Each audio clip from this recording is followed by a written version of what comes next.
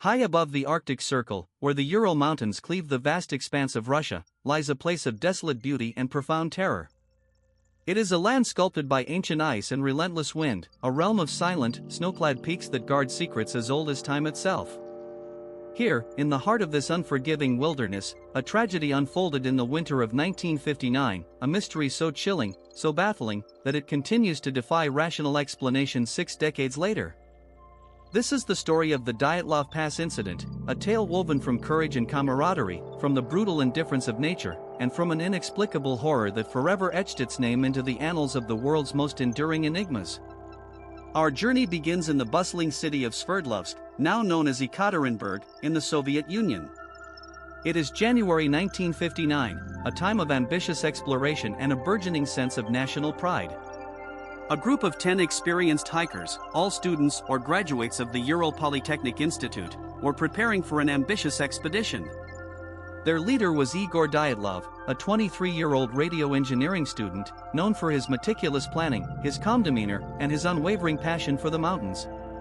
His team was a vibrant mix of youth and experience. Zinaida Kolmogorova, a spirited and resilient 22-year-old radio engineering student, Ludmila Dubinina, a 21-year-old economics student, known for her strong will, Alexander Kolevatov, a 24-year-old student of nuclear physics, methodical and observant, Yuri Krivonoskenko, a 23-year-old engineer, full of humor and song, Yuri Doroshenko, a 21-year-old radio engineering student, strong and reliable, Rustam Slobodin, a 23-year-old engineering graduate, quiet and thoughtful, Nikolai Thibault-Brignoles, a 23-year-old construction engineer of French descent, known for his good nature, and the oldest member, Semyon Zolotaryov, a 38-year-old military veteran and ski instructor, a mysterious figure who had joined the group at the last minute.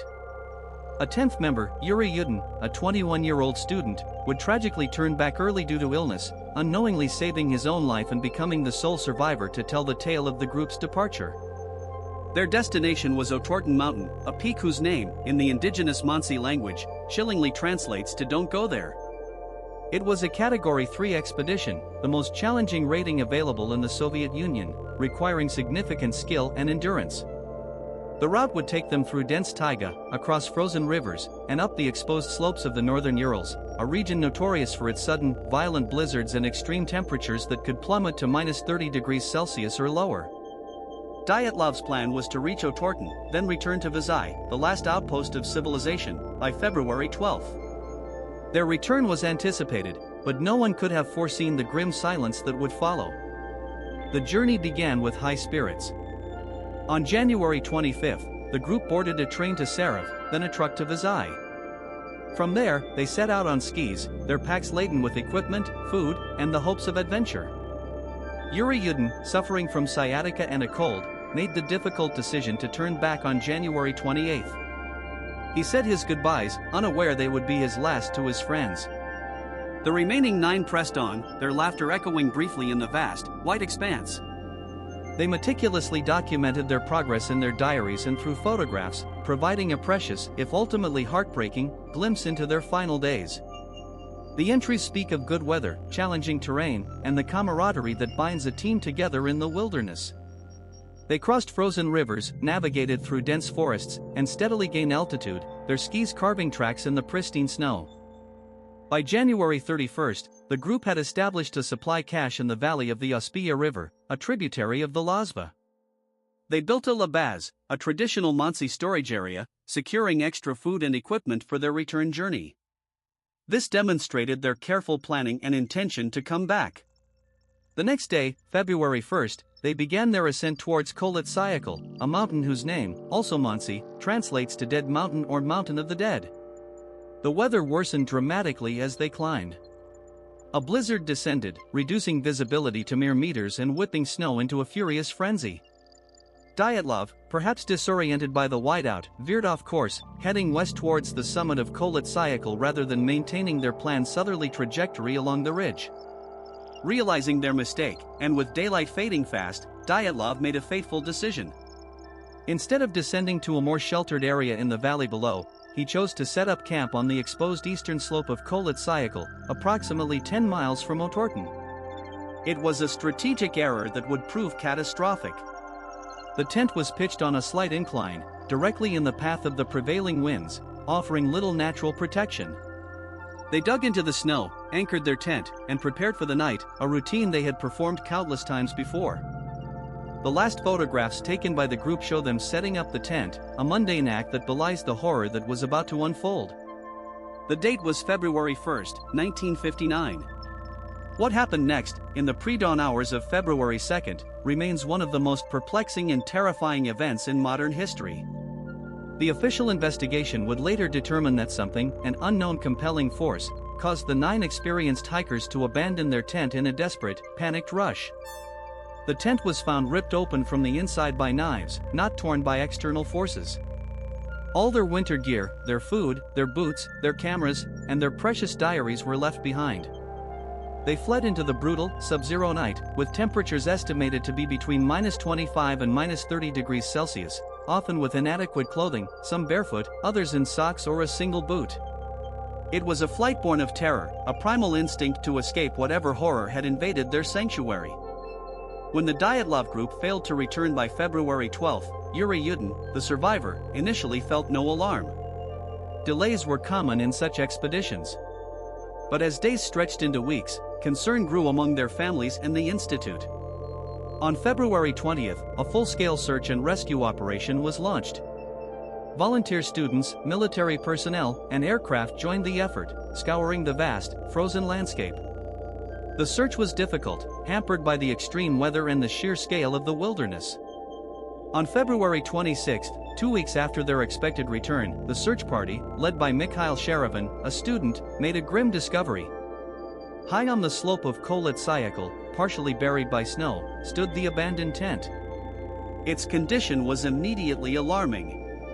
It was partially collapsed, covered in snow, and, most disturbingly, slashed open from the inside. Inside, everything was left behind: boots, coats, food, cooking utensils, and even a small stove. It was clear the occupants had fled in an extreme hurry, abandoning all hope of survival in the face of whatever threat they perceived. The scene suggested a sudden, overwhelming panic, not an orderly retreat. Footprints, some barefoot, some in socks, some in a single shoe, led away from the tent and down the slope towards the edge of a dense forest, about a mile away. But then, as abruptly as they appeared, the footprints vanished, swallowed by the accumulating snow.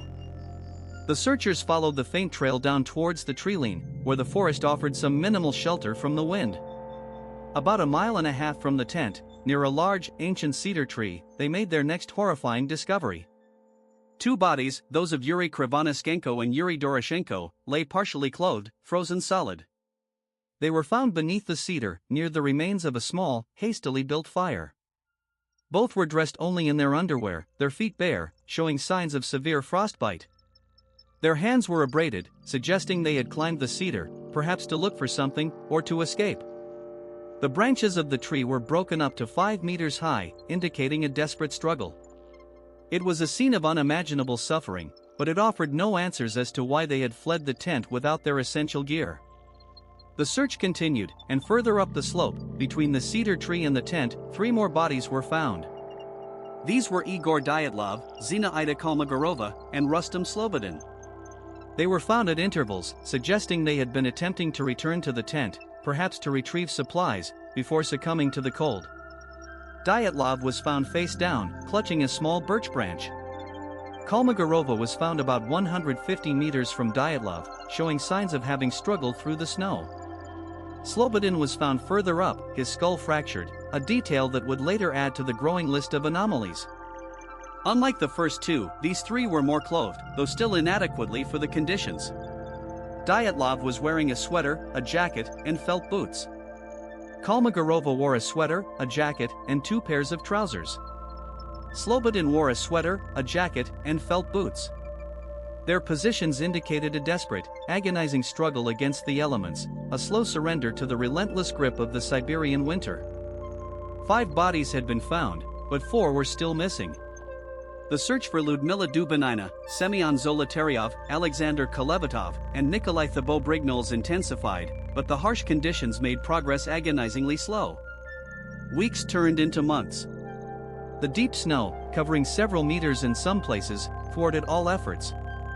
It wasn't until the spring thaw, over 2 months later, on May 4th, that the remaining 4 bodies were finally discovered. They were found approximately 75 meters deeper into the ravine from the cedar tree, buried under 4 meters of snow in a narrow gully.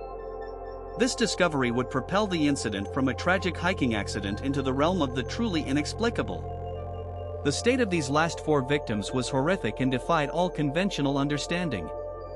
Lyudmila Dubinina was found kneeling, her face pressed against a rock, with her tongue, eyes, and part of her jaw missing. Semyon Zolotaryov also had severe facial injuries, including a shattered skull. Nikolai Thibault-Brignoles sustained a massive skull fracture.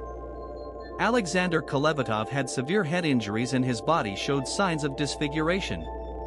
Crucially, these injuries were not external, typical of a struggle with an animal or a fall. They were blunt force traumas of immense power, equivalent to those sustained in a high-speed car crash, yet there were no external wounds, no bruising, no blood, nothing to suggest a struggle or a fight. The internal damage was catastrophic, while the skin remained largely intact. Furthermore, some of their clothing, particularly that of Dubinina and Zolotaryov, registered traces of radioactivity, a detail that would ignite decades of speculation about military involvement in secret weapons. The clothes they wore were also a macabre puzzle. Some of the dead had clearly taken clothes from the bodies of their fallen comrades, a grim testament to their desperate struggle for survival. Dubinina was found wearing Krivonoskenko's trousers, and Zolotaryov was wearing Dubinina's fur coat. The official Soviet investigation, led by prosecutor Lev Ivanov, began promptly after the discovery of the first bodies. The findings were, to say the least, perplexing. The tent was cut from the inside. The victims fled in various states of undress into extreme cold. 5 died of hypothermia. 4 died of severe, inexplicable blunt force trauma. Some clothes were radioactive. The investigation concluded in May 1959, stating that the group members died due to a compelling unknown force. The case was then immediately closed, and the files were classified, sent to a secret archive, and remained inaccessible for decades. This swift closure and the veil of secrecy only fueled public suspicion and the enduring mystique surrounding the Dyatlov Pass incident. The lack of a clear, coherent explanation left a void that would be filled by a myriad of theories, each more bizarre and unsettling than the last. The unanswered questions are legion, and they form the bedrock of the Dyatlov mystery. Why did they cut the tent from the inside? If there was an external threat, why not simply exit through the entrance? Why did they flee into the sub-zero night, abandoning vital warmth and protection? The idea of a sudden, overwhelming fear is compelling, but what could have caused such a panic? The severe internal injuries sustained by the last 4 victims, fractured skulls, broken ribs, missing eyes and tongue, are perhaps the most disturbing. These were not the superficial wounds one might expect from a fall or an animal attack. They were crushing injuries, yet the skin remained largely unbroken, suggesting immense pressure without external impact. The radiation found on some of their clothing further complicates matters. Was it residual from their work or something more sinister? The presence of strange orange skin and prematurely gray hair on some of the bodies, though possibly post-mortem artifacts, added another layer of strangeness.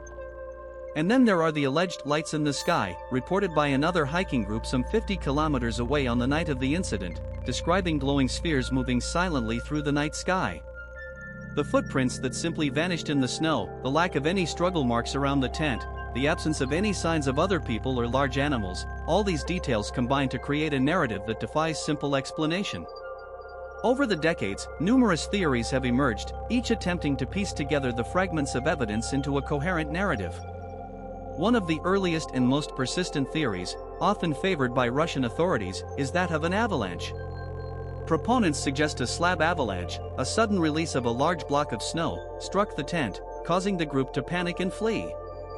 The injuries, particularly the blunt force trauma, could theoretically be explained by being caught in a powerful snowslide or by falling into the ravine during a subsequent panic. However, this theory faces significant challenges.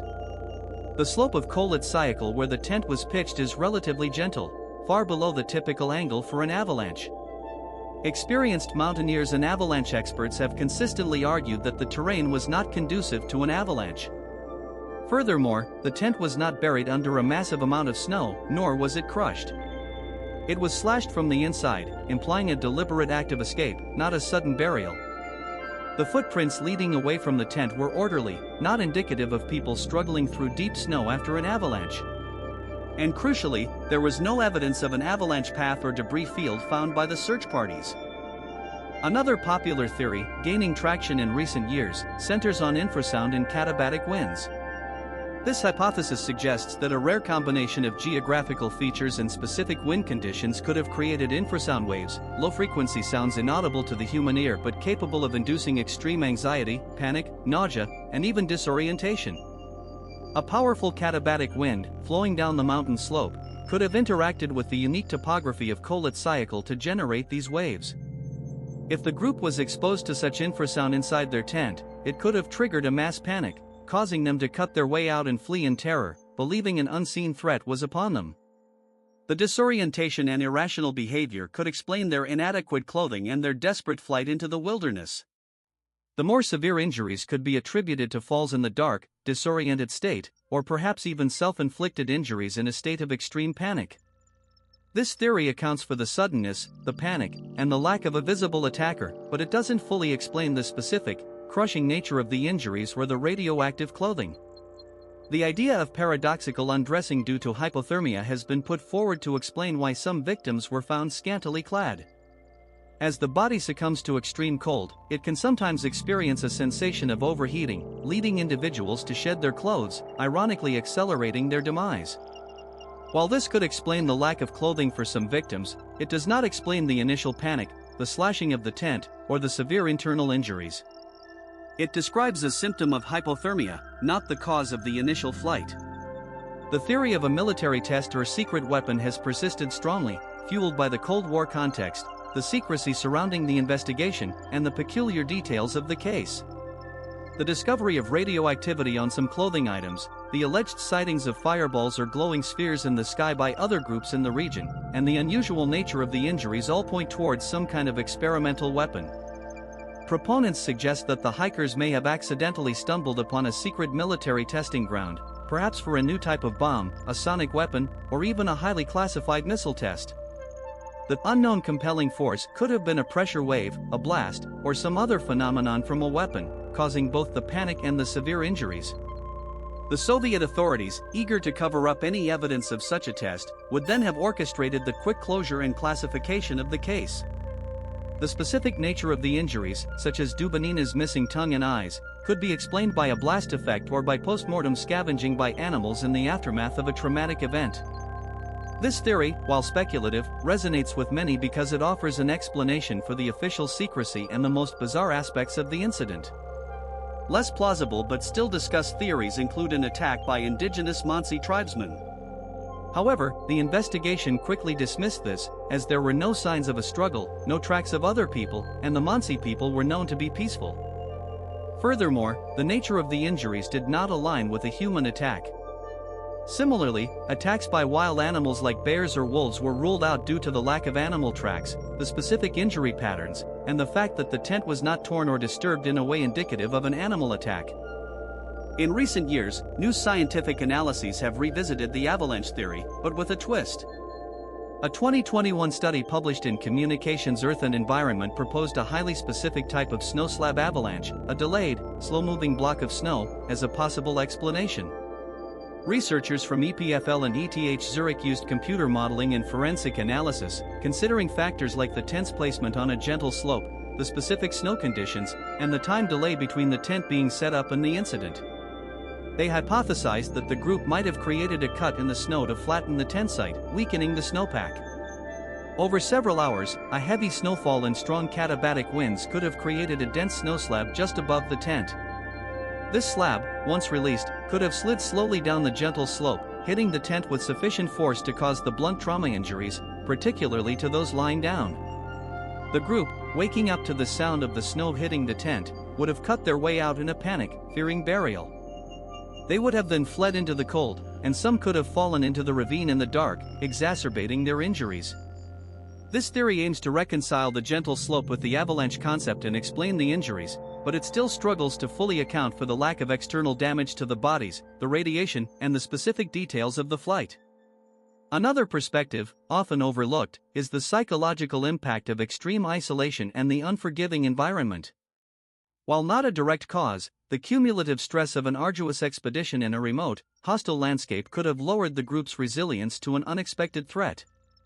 A minor event, amplified by the freezing darkness and the shared fear, could have spiraled into collective hysteria. The legacy of the Dyatlov Pass incident endures, a chilling reminder of the unknown forces that can be unleashed in the wild, and perhaps, by human endeavors. For decades, the families of the victims struggled for answers, often feeling stonewalled by the authorities. The incident became a cultural touchstone in Russia, inspiring countless books, documentaries, and even fictionalized accounts. In 2019, the Russian Prosecutor General's office reopened the investigation, primarily to address the lingering public distrust and to finally offer a definitive, transparent explanation. Their conclusion, announced in 2020, pointed towards an avalanche, specifically a snow slab avalanche combined with poor visibility and high winds, as the most probable cause. However, this official re-evaluation has not satisfied many, especially those who point to the numerous inconsistencies and anomalies that the avalanche theory still fails to fully explain. The persistent questions about the severe, non-external injuries, the radioactivity, and the initial panic remain largely unaddressed by this latest official explanation. The Dyatlov Pass incident stands as a testament to the enduring power of mystery. It is a story that speaks to our primal fear of the unknown, of the thin veneer of civilization giving way to the raw, terrifying power of nature. 9 young, adventurous souls ventured into the heart of the Ural Mountains, seeking challenge and camaraderie, only to meet an end so bizarre, so tragic, that it continues to haunt the imaginations of people worldwide. Their final moments remain shrouded in the deep snows of Kolit-Syakhl, a silent testament to a compelling unknown force that snatched them from the world, leaving behind only questions, whispered theories, and an enduring sense of chilling wonder at the secrets held within the vast, indifferent wilderness. The wind still howls through Dyatlov Pass, carrying with it the echoes of a mystery that, perhaps, will never truly be solved. The mountain keeps its secrets, its name, the Mountain of the Dead, forever etched into the landscape and into the collective human consciousness, a stark monument to an inexplicable horror. The truth, if it ever surfaces, remains buried beneath layers of snow, ice, and time, waiting patiently in the desolate expanse where 9 young lives vanished into the embrace of the ultimate unknown.